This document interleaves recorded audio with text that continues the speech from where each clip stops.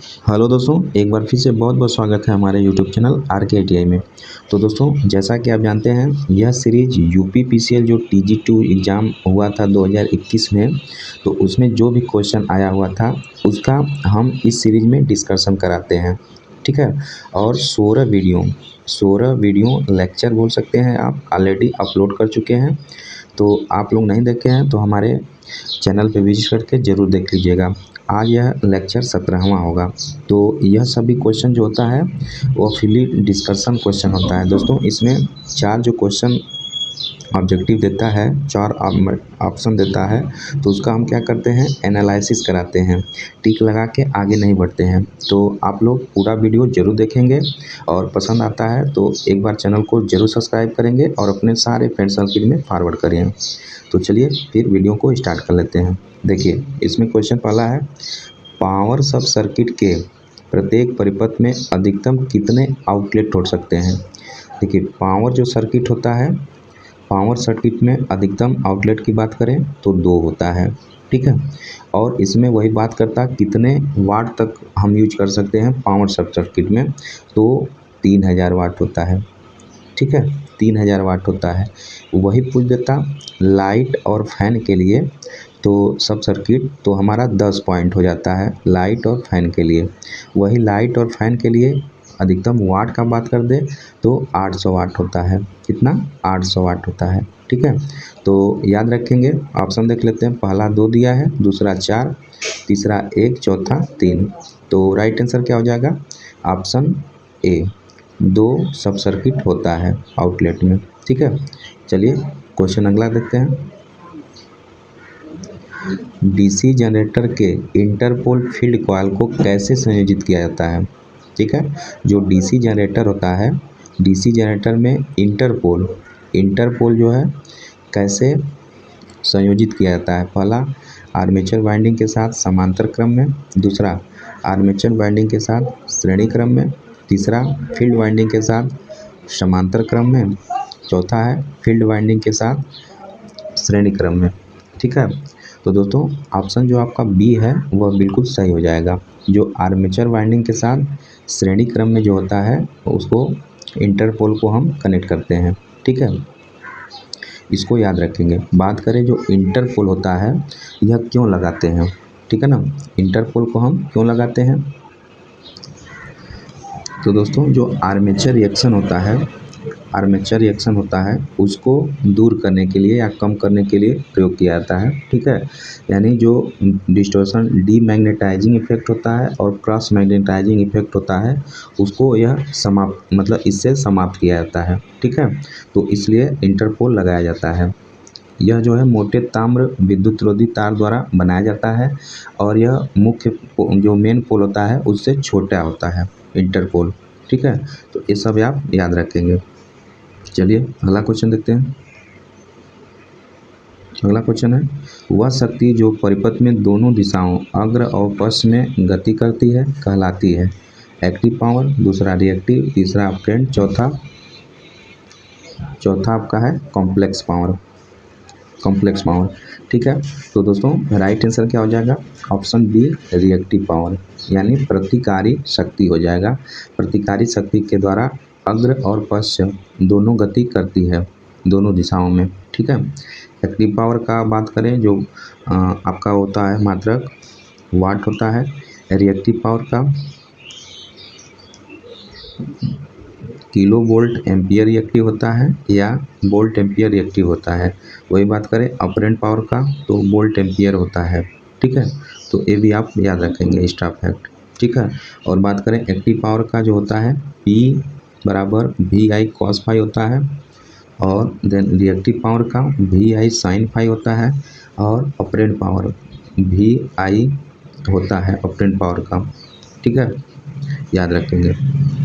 चलिए next question देखते हैं। स्पॉट लाइन का उपयोग कहाँ किया जाता है। जो स्पॉट लाइन होता है कहाँ इसका प्रयोग किया जाता है? होम में, रोड लाइट में, थिएटर में, बगीचे में। ठीक है। तो कहाँ पे किया जाता है? आपका राइट आंसर क्या हो जाएगा? ऑप्शन सी हो जाएगा, थिएटर में प्रयोग किया जाता है। ठीक है। जो स्पॉट लाइट होती है इसका प्रयोग कहाँ किया जाता है? थिएटर में किया जाता है। ऑप्शन सी आपका बिल्कुल सही हो जाएगा। अगला क्वेश्चन देखते हैं। केवल मध्यम वोल्टा लाइन के कॉर्नर पोल्स पर किस प्रकार का विद्युत रोधक सामान्य टर्मिनलों के लिए प्रयुक्त किया जाता है? यानी केवल मध्यम वोल्टा लाइन के कॉर्नर यानी कोनों पोल्स पर किस प्रकार का विद्युत रोधक इंसुलेटर टर्मिनलों के लिए प्रयोग किया जाता है? पहला पिन टाइप, दूसरा आपका है डिस्क टाइप, तीसरा स्टेट टाइप, चौथा है साइकिल टाइप। ठीक है, तो दोस्तों जो कॉर्नर होता है, कॉर्नर पे आपका ऑप्शन हो जाएगा साइकिल इंसुलेटर, है ना। मीडियम होता है ना, यहाँ पे मध्यम वोल्टा दिया है तो वहाँ पे हम साइकिल इंसुलेटर का प्रयोग करते हैं, जिसका रेटिंग होता है 650 वोल्ट तक हम इसका प्रयोग कर सकते हैं, जो साइकिल टाइप इंसुलेटर होता है। बात करें पिन टाइप इंसुलेटर तो यह 33 kV तक प्रयोग किया जाता है। ठीक है, और जो डिस्क टाइप इंसुलेटर होता है, डिस्क टाइप होता है, इसको हम क्या करते हैं, जहाँ पे कॉर्नर वगैरह हाई वोल्टेज संचरण लाइन होती है वहाँ पे प्रयोग किया जाता है। स्टे इंसुलेटर होता है तो ये मेनली पोल को सपोर्ट के लिए प्रयोग किया जाता है स्टे इंसुलेटर का। तो ये सभी स्टेप है आप याद रखेंगे। ठीक है, अगला क्वेश्चन देखते हैं। इस क्वेश्चन का राइट आंसर क्या हो जाएगा? ऑप्शन डी हो जाएगा साइकिल टाइप इंसुलेटर। अगला क्वेश्चन है, जॉगिंग ऑपरेशन को और क्या कहा जाता है? तो जॉगिंग ऑपरेशन जो होता है उसको और हम कहते हैं इंचिंग। ठीक है, इसको और क्या कहते हैं? जॉगिंग ऑपरेशन को इंचिंग कहा जाता है। ठीक है, जॉगिंग को इंचिंग कहा जाता है। मतलब जॉगिंग से क्या मतलब होता है? यह कोई मतलब विशेष गति को करने के लिए मोटर को बार बार शुरू करना और रोकना होता है। ठीक है, यह अपना जॉगिंग होता है। ठीक है, तो याद रखेंगे ऑप्शन बी बिल्कुल सही हो जाएगा। नेक्स्ट क्वेश्चन है, संधारित्र की धारिता किसके समानुपाती होती है? तो संधारित्र की धारिता किसके समानुपाती होती है? संधारित्र का फार्मूला होता है C बराबर ε0 A/D। ठीक है, ये फार्मूला होता है। तो संधारित्र की धारिता किसके समानुपाती? C समानुपाती A। एरिया क्षेत्रफल होता है, तो देख लेते हैं। पहला प्लेट की सामग्री, दूसरा प्लेट के वोल्टा, तीसरा प्लेट के क्षेत्रफल, चौथा प्लेट के ध्रुवीकरण। तो प्लेट के क्षेत्रफल के क्या होता है? समानुपाती होता है। तो ऑप्शन सी आपका बिल्कुल सही हो जाएगा, प्लेट के क्षेत्रफल के समानुपाती। वही पूछता व्युत्क्रमानुपाती, तो आपका डी के व्युत्क्रमानुपाती हो जाता। ठीक है, तो एक क्वेश्चन बहुत ही इंपॉर्टेंट है, BBI है, आप इसे जरूर याद रखेंगे। नेक्स्ट क्वेश्चन है, भारतीय मानक ब्यूरो BIS के अनुसार दिष्ट धारा आपूर्ति के धनात्मक, ऋणात्मक और उदासीन तार का रंग कोड कैसा होता है? तो BIS के अनुसार DC जो आपूर्ति होती है तो उसके अनुसार क्या होता है रंग आपका? देखिए, तो धनात्मक जो होता है उसका कैसा होता है? लाल होता है। ठीक है, ऋणात्मक जो होता है उसका जो होता है काला होता है, और उदासीन यानी न्यूट्रल जो होता है उसका हो जाता है हरा। ठीक है, तो ये आप याद रखेंगे DC में होता है। ठीक है, लाल, काला और हरा। ऑप्शन बी आपका बिल्कुल सही हो जाएगा। ठीक है ना। और बात करें AC में, तो AC में RYB अपना फेज हो जाता है रेड, येलो, ब्लू, और ब्लैक जो हो जाता है न्यूट्रल हो जाता है, और आपका ग्रीन जो हरा होता है वह अर्थ हो जाता है। ठीक है, AC में आप याद रखेंगे, और DC में आपका A होता है। ऑप्शन बी सही हो जाएगा। नेक्स्ट क्वेश्चन देखते हैं। ट्रांसफार्मर के शीर्ष पर लगे ड्रम के आकार की संरचना जिसमें तेल के स्तर का संकेत दिखाया जाता है क्या कहलाता है? ठीक है, उसको हम क्या कहते हैं? पहला ब्रीदर, दूसरा एक्सप्लोजन वेंट, तीसरा कंजर्वेटर, चौथा है बुखोल रिले। बुखोल रिले, तो ऊपर क्या रहता है?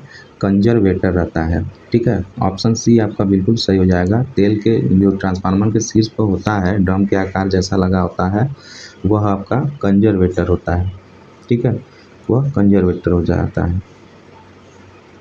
ऑप्शन सी बिल्कुल सही हो जाएगा।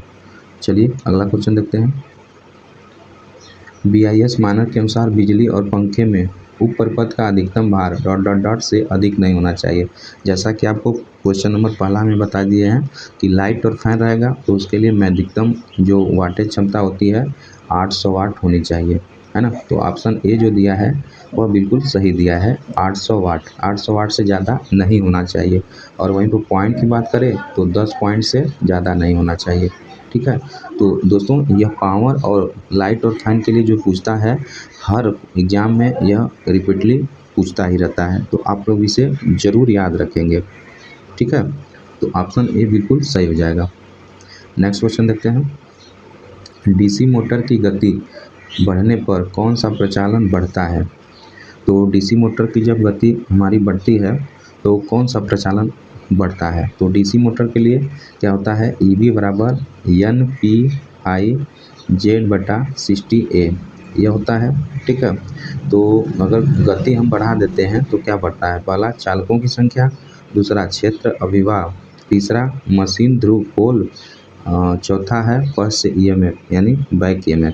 तो दोस्तों राइट आंसर क्या हो जाएगा? ऑप्शन डी हो जाएगा, क्योंकि ईबी जो है समानुपाती एन के है। तो अगर स्पीड हम बढ़ाएंगे तो बैक EMF भी बढ़ेगा। तो ऑप्शन डी आपका बिल्कुल सही हो जाएगा। चलिए नेक्स्ट क्वेश्चन देखते हैं। यदि सार्वत्रिक मोटर यूनिवर्सल मोटर कम्यूटेटर के साथ कार्बन ब्रश का संपर्क अनुपयुक्त हो तो उभय धारा मोटर में है तो कैसी त्रुटि होगी? पहला, मोटर में से गुंजन हमी की ध्वनि आएगी, दूसरा मोटर शुरू नहीं होगी, तीसरा मोटर से मनुष्य को झटका लगेगा, चौथा मोटर से टार्क का उत्पादन नहीं होगा, ठीक है। तो दोस्तों यदि यूनिवर्सल मोटर है कम्यूटेटर के साथ कार्बन ब्रश का संपर्क अनुपयुक्त है, यानी अनुपयुक्त मतलब अलग है, तो उभय धारा मोटर है तो जिसका त्रुटि होगा तो ऑप्शन जो है ए बिल्कुल सही हो जाएगा। मोटर से गुंजन जो हमिंग की ध्वनि है वह आएगी, ठीक है। तो ऑप्शन ए बिल्कुल सही हो जाएगा, जो हमिंग साउंड है वह मोटर से आएगी, ठीक है। राइट आंसर ऑप्शन ए हो जाएगा। चलिए नेक्स्ट क्वेश्चन देखते हैं। दोस्तों ये सभी क्वेश्चन लगभग 25 क्वेश्चन है, तो हम डेली अब क्या करेंगे, आपको 25 क्वेश्चन का हम प्रैक्टिस कराएंगे, ठीक है। तो वीडियो थोड़ा लंबी हो जाएगी, लेकिन आप लोग पेशेंस के साथ अच्छे से पूरा वीडियो देखा करिए, ठीक है। क्वेश्चन देखते हैं। विद्युत ऊर्जा का प्रत्यक्ष रूप से भूमि से तुरंत डिस्चार्ज के लिए वैद्युत अर्थिंग में किस प्रकार का तार प्रयुक्त किया जाता है? पहला, वायर विथ लो कंडक्टेंस, दूसरा वायर विथ लो रेजिस्टेंस, तीसरा है वायर विथ हाई रेजिस्टेंस, चौथा है वायर विथ हाई रेजिस्टिविटी, ठीक है। तो क्या हो जाएगा? तो ऑप्शन क्या हो जाएगा दोस्तों? ऑप्शन बी आपका बिल्कुल सही हो जाएगा, वायर विथ लो रेजिस्टेंस। देखिए पृथ्वी के नीचे जब डिस्चार्ज होता है करंट, जब लीकेज करंट बहुत ज़्यादा हो जाती है, तो अगर लो रेजिस्टेंस रहेगा तभी तो पृथ्वी के अंदर जाएगा। हम जानते हैं जो रेजिस्टेंस होता है वह अनुक्रमानुपाती होता है करंट के। तो रेजिस्टेंस का मान करंट रहेगा तो करंट का मान रेजिस्टेंस का मान कम रहेगा, तभी तो करंट का मान ज़्यादा फ्लो होगा। तो इसलिए हम क्या करते हैं, वायर विथ लो रेजिस्टेंस रखते हैं, ठीक है। तो अब लीकेज करंट हमारी पृथ्वी के अंदर समा जाती है जल्दी से। तो ऑप्शन बी बिल्कुल सही हो जाएगा। चलिए नेक्स्ट क्वेश्चन देखते हैं। BIS के अनुसार किसी भी इंस्टॉलेशन में अधिकतम धारा लीकेज की स्वीकार्य सीमा कितनी होती है?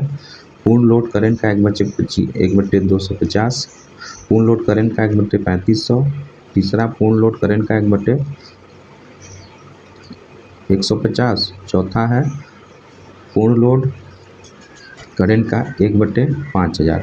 तो दोस्तों राइट आंसर ऑप्शन डी हो जाएगा, पूर्ण लोड का 1/5000। ये बहुत ही VVI है, हर क्वेश्चन में ये हर एग्जाम में लगभग ये भी क्वेश्चन पूछता है, तो आप लोग इसे याद रखेंगे। जो लीकेज करंट होती है, यह धारा लीकेज स्वीकार्य सीमा कितनी होती है?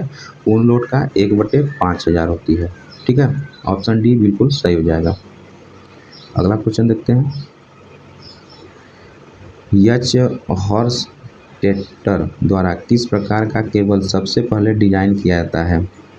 पहला PILC द्वारा केबल, दूसरा प्रेशर केबल, तीसरा H टाइप केबल, चौथा बेल्टेड केबल।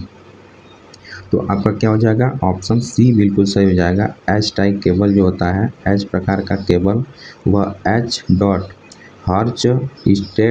द्वारा यह डिजाइन होता है, एच टाइप केबल। ठीक है, ऑप्शन सी बिल्कुल सही हो जाएगा। अगला क्वेश्चन देखते हैं, वायु की तुलना में SF6 गैस की परावैद्युत शक्ति कितनी होती है? पहला, वायु की तुलना में 5 से 10 गुना अधिक। दूसरा, वायु की तुलना में 10 से 20 गुना अधिक। तीसरा है वायु की तुलना में 1 से 2 गुना अधिक। चौथा है वायु की तुलना में 2 से 3 गुना अधिक। तो दोस्तों राइट आंसर क्या हो जाएगा? ऑप्शन डी हो जाएगा आपका। वायु की तुलना में 2 से 3 गुना अधिक होती है SF6 गैस की डाइलेक्ट्रिक स्ट्रेंथ। ठीक है, ऑप्शन आपका डी बिल्कुल सही हो जाएगा। ठीक, चलिए अगला क्वेश्चन देखते हैं, शक्ति गुणांक का अधिकतम मान कितना होता है? तो शक्ति गुणांक का अधिकतम मान कितना होता है? यूनिटी होता है। यूनिटी क्या होता है? 1, है ना। तो cos फाई बराबर 1 होता है अधिकतम के लिए। तो पहला 0 है, दूसरा 1 से अधिक, तीसरा 1 से कम, चौथा यूनिटी। तो ऑप्शन डी हो जाएगा आपका, यूनिटी होता है। ठीक है, तो पावर फैक्टर की बात करें, पावर फैक्टर बराबर क्या होता है? तो पावर फैक्टर बराबर R/Z होता है। ठीक है, एक्टिव पावर बटा अपरेंट पावर होता है। ठीक है, तो active power VI cos phi होता है, अपरेंट पावर VI होता है। VI से कट जाता है, cos फाई आ जाता है। ठीक है, तो ये सब आपका डिफिनीशन होता है पावर फैक्टर का। तो याद रखेंगे, शक्ति गुणांक का अधिकतम मान होता है यूनिटी। ऑप्शन डी बिल्कुल सही हो जाएगा।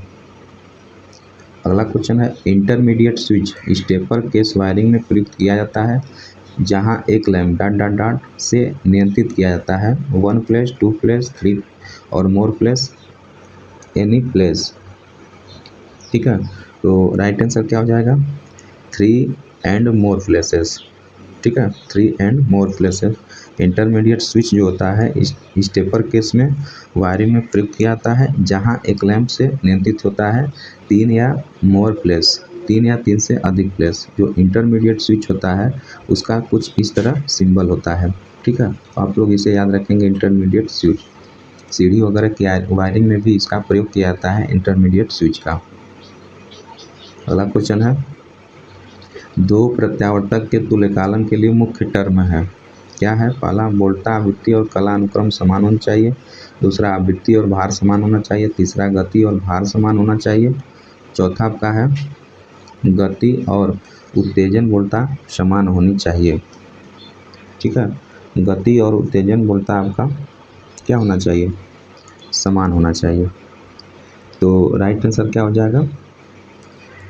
ऑप्शन आपका ए बिल्कुल सही हो जाएगा। वोल्टा आवृत्ति और कलानुक्रम फेज सीक्वेंस समान होना चाहिए। ठीक है, यानी voltage frequency and phase sequence must be same. Option A बिल्कुल सही हो जाएगा।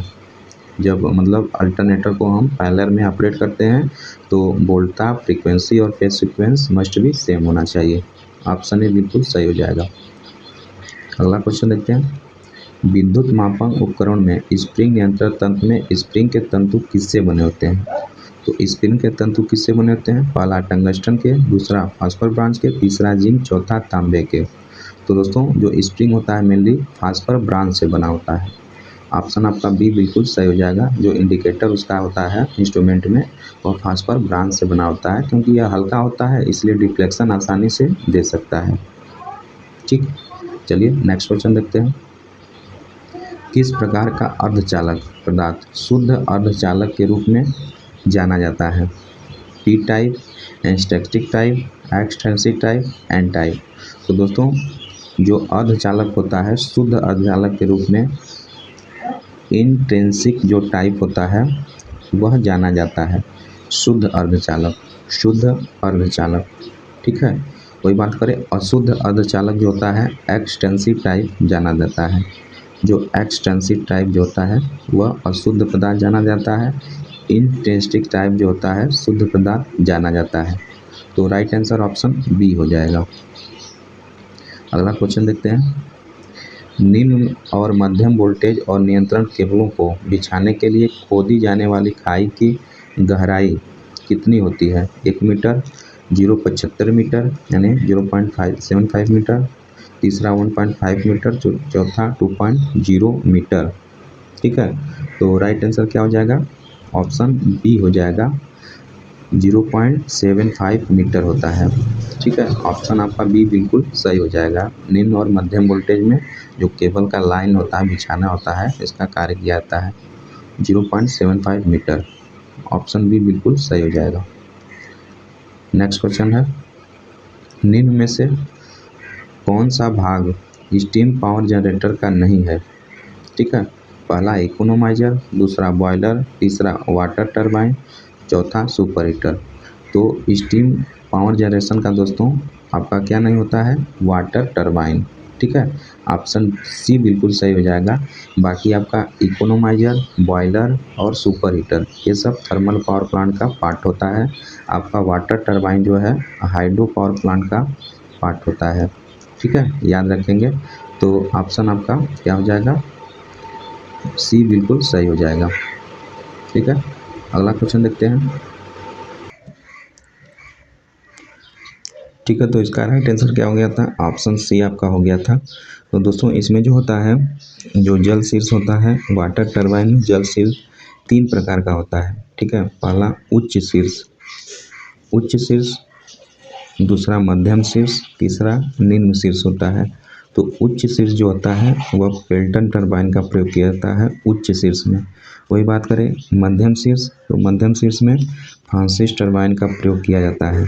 और वही बात करें लो शीर्ष में, तो कपलान टरबाइन का प्रयोग किया जाता है। तो एक्स्ट्रा फैक्ट ये भी आप याद रखेंगे। चलिए अगला क्वेश्चन देखते हैं।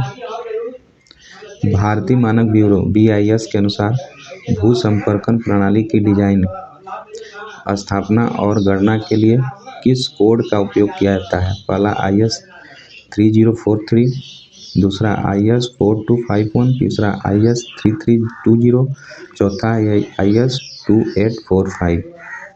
तो राइट आंसर क्या हो जाएगा, ऑप्शन ए हो जाएगा। याद रखेंगे IS 3043।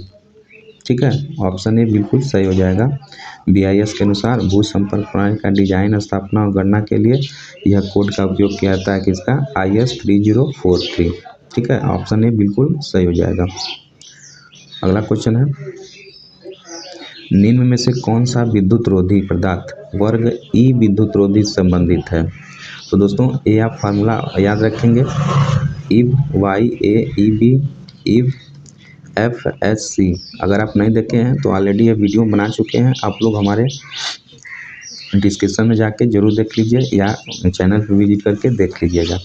इब FSC होता है, तो इब का क्या होता है, वाई का क्या होता है 90 होता है, ए का 105, ई का 120। ठीक है, उसी तरह बी का ई का 120 होता है, बी का 130 हो जाता है, एफ का 155 और एच का 180, सी का 180 से अधिक यानी 200, 220, 250। तो यहाँ पे पूछा है वर्ग ई, तो ई पीछा है, ई का विद्युत रोधक क्या संबंधित है। तो ई का आपका हो जाता है 120, लेकिन 120 के अंतर्गत क्या क्या आता है। तो आपका राइट आंसर हो जाएगा ऑप्शन डी, जो लेटराइट पेपर होता है वह ई के अंतर्गत आता है। ठीक है, तो और माइका जो होता है तो वर्ग सी के अंतर्गत आता है। ठीक है, जो माइका होता है वह वर्ग सी के अंतर्गत आता है। ठीक है, यह भी याद रखेंगे। तो राइट आंसर क्या हो जाएगा, ऑप्शन डी हो जाएगा। चलिए तो दोस्तों आज के लिए बस इतना ही, इतना क्वेश्चन लगभग इसमें टोटल 25 क्वेश्चन था जिसका हम फुल्ली डिस्कशन करा चुके हैं। तो आवश्यक है डेली हम रोज़ प्रत्येक दिन एक वीडियो लेकर आते रहते हैं, जो प्रीवियस ईयर का जो UPPCL का क्वेश्चन होता है उसका डिस्कशन कराते हैं। तो आप लोग हमारे चैनल से अभी तक नहीं जुड़े हैं तो कृपया हमारे चैनल को जरूर सब्सक्राइब करिए और हमारे चैनल को जुड़कर पूरा वीडियो देखा करिए, तभी आपको अच्छा फ़ायदा होगा। देखिए आप कहीं ना कहीं थ्योरी तो पढ़ लिए हैं, लेकिन आपका ज़रूरत है क्वेश्चन प्रैक्टिस का। तो ये सब हमारे चैनल के माध्यम से क्वेश्चन प्रैक्टिस आपका डेली 15, 20, 25, 30 ऐसे क्वेश्चन हो जाएगा। तो कहीं ना कहीं आपका थ्योरी मजबूत होगा। ठीक है, तो चलिए फिर मिलते हैं नेक्स्ट वीडियो में, तब तक अपना ख्याल रखिए, मस्त रहिए। जय हिंद, जय भारत।